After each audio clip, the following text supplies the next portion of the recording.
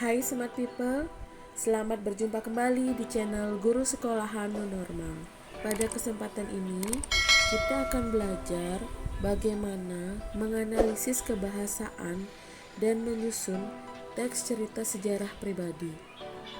Semoga video ini dapat membantu Smart People dalam memahami kebahasaan dan menyusun cerita, khususnya cerita sejarah pribadi. Lalu, bagaimanakah cara agar kita bisa menganalisis kebahasaan dan menulis teks cerita sejarah pribadi? Mari kita bahas materinya.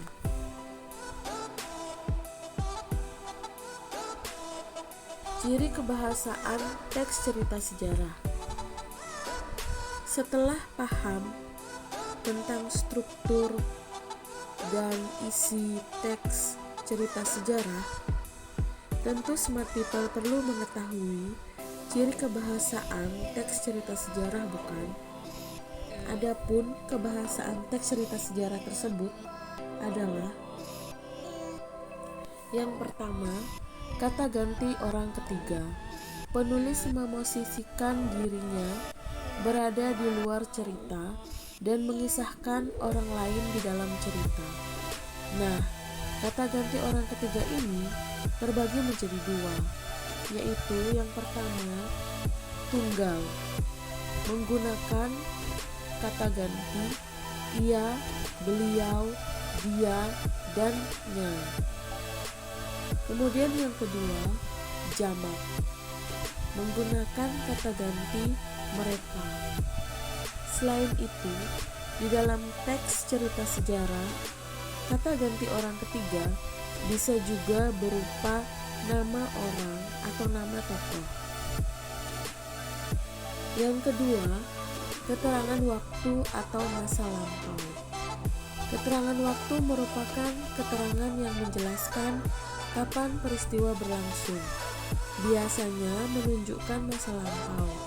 Contohnya, pada zaman, pada waktu, pada tahun, dan lain sebagainya. Yang ketiga, yaitu keterangan tempat. Keterangan tempat adalah keterangan yang menunjukkan dan menginformasikan lokasi peristiwa sejarah. Biasanya ditandai dengan kata di, ke, dan dari. Yang keempat, konjungsi temporal. Konjungsi temporal adalah sebuah kata hubung yang menandai waktu. Berdasarkan letaknya dapat dikelompokkan menjadi dua, yaitu yang pertama, intrakalimat, konjungsi yang berada di dalam satu kalimat. Contohnya, setelah, lalu, kemudian, dan sebagainya. Yang kedua, antar kalimat. Konjungsi ini menghubungkan kalimat satu dengan kalimat lainnya. Contoh, selanjutnya, sebelum, dan lain sebagainya. Yang kelima, yaitu konjungsi kausalitas atau sebab akibat. Konjungsi kausalitas adalah sebuah kata hubung yang menyatakan sebab akibat. Berdasarkan letaknya dapat dibagi menjadi dua. Yang pertama, yaitu intrakalimat, konjungsi yang menyatakan sebab akibat dalam satu kalimat. Contohnya, karena, sebab, dan lain-lain. Yang kedua, yaitu antar kalimat. Konjungsi ini menyatakan sebab akibat dalam dua kalimat. Contohnya, oleh sebab itu, oleh karena itu, dan lain-lain. Yang keenam, yaitu nomina atau kata benda. Kata ini mengacu pada suatu nama seperti nama orang, hewan, benda, dan gagasan atau ide.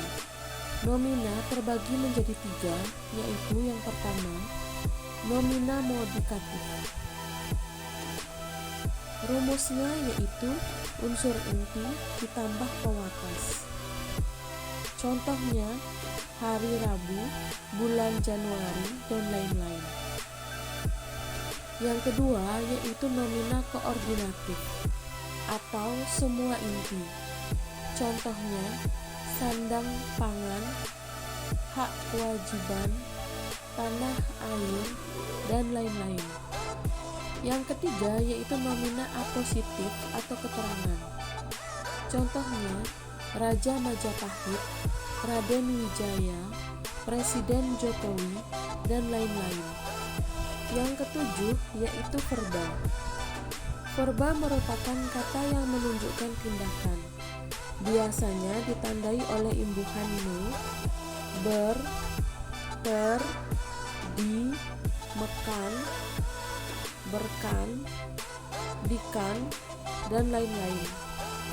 Contohnya, melihat, melukis, diserahkan, disebabkan, dan lain-lain. Baiklah smart people, akhirnya kita sampai pada pembahasan langkah-langkah menyusun teks cerita sejarah pribadi. Adapun langkah-langkahnya yaitu yang pertama, menentukan tema. Tema adalah pokok pikiran dalam penulisan sebuah cerita. Tema yang sudah ditentukan kemudian dikembangkan sedemikian rupa agar cerita yang ditulis menjadi cerita yang menarik. Karena cerita yang diangkat adalah cerita sejarah pribadi, maka tentu saja selalu berkaitan dengan peristiwa yang pernah terjadi terhadap si penulis. Yang kedua yaitu menentukan pusat pengisahan. Pusat pengisahan bisa juga disebut dengan sudut pandang. Pusat pengisahan merupakan cara penulis cerita menempatkan diri di dalam sebuah cerita. Pusat pengisahan atau sudut pandang yang biasanya digunakan dalam teks cerita sejarah pribadi adalah yang pertama, sudut pandang orang pertama. Sudut pandang orang pertama ini menempatkan si penulis ikut serta dalam cerita. Kata ganti yang dipakai dalam sudut pandang orang pertama ini adalah menggunakan kata ganti aku atau saya, dan penulis bisa berperan sebagai tokoh utama dalam cerita atau tokoh sampingan. Yang kedua yaitu sudut pandang orang ketiga. Sudut pandang orang ketiga ini menempatkan penulis sebagai orang yang serba tahu dalam jalan hidup cerita tokoh atau pelaku utama. Kata ganti yang digunakan adalah memakai kata ganti orang ketiga, yaitu dia, ia, atau nama orang sebagai tokoh utama. Langkah yang ketiga yaitu menentukan penokohan. Penggambaran tokoh dalam sebuah cerita dapat digunakan dengan dua metode, yaitu dengan metode analitik dan metode dramatik. Metode yang pertama yaitu metode analitik. Metode ini adalah metode yang digunakan oleh pengarang atau penulis dengan cara langsung memaparkan watak tokoh dengan menyebutkan sifat-sifatnya seperti penyantun, penyayang, keras kepala, pemarah, sombong, dan lain-lain. Metode yang kedua yaitu metode dramatik. Metode dramatik ini memberikan penggambaran watak kepada tokoh secara tidak langsung, tetapi penulis atau pengarang memberikan watak kepada tokoh-tokoh dalam cerita dengan cara memahami dialog antar tokoh, pemikiran tokoh, perbuatan tokoh, dan reaksi tokoh dengan tokoh lain. Langkah yang keempat yaitu menentukan latar atau setting. Latar atau setting di dalam sebuah cerita merupakan keterangan tempat, waktu, dan suasana. Pemilihan latar yang baik bisa jadi menjadi kunci cerita yang baik dan bagus. Yang kelima adalah penyajian alur. Alur cerita adalah jalinan atau rangkaian peristiwa dalam sebuah cerita yang memiliki sebab akibat. Ada 5 tahapan dalam alur tersebut, yaitu yang pertama, tahap penyituasian. Tahap penyituasian yaitu tahap pembuka cerita, berfungsi untuk memberikan gambaran awal pada cerita. Yang kedua, tahap pemunculan konflik.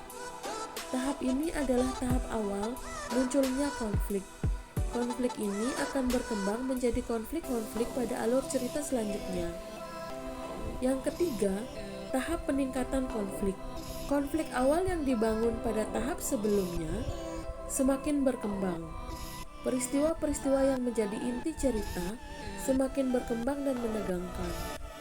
Tahap keempat, yaitu tahap klimaks. Tahap ini adalah konflik yang sedang terjadi dan ditimpakan kepada tokoh yang ada di dalam cerita sampai mencapai puncaknya. Tahap yang terakhir yaitu tahap penyelesaian. Tahap akhir ini merupakan konflik yang telah mencapai klimaks, diberi penyelesaian, ketegangan dikendurkan, dan diberi jalan keluar, dan cerita pun diakhiri. Oke Smart People, demikian materi tentang menganalisis kebahasaan dan langkah-langkah menyusun teks cerita sejarah pribadi. Semoga video ini bermanfaat untuk kita semua. Bye-bye.